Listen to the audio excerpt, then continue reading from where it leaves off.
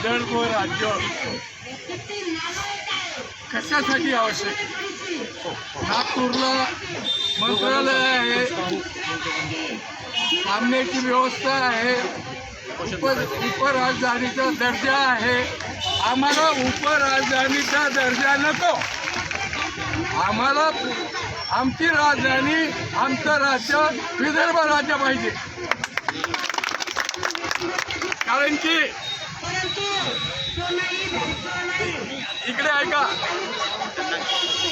हे जर हा प्रस्ताव थोरात साहेबांनी केंद्राकडे पाठवावा आणि जर नाही झालं का आम्ही मागं वळून पाहणारे लोक नाही.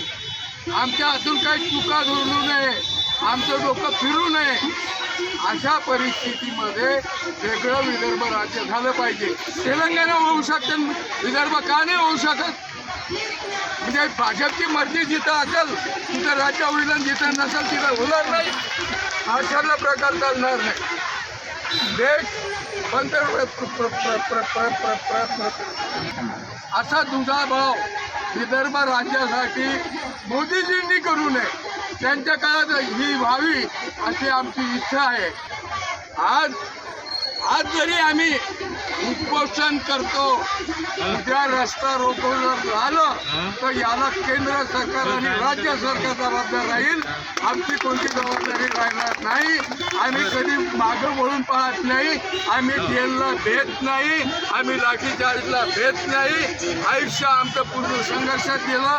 2 महिने जेलमध्ये गेलो, पुन्हा जेलमध्ये जायची तयारी आहे. हे याची शासनाने नोंद घ्यावी.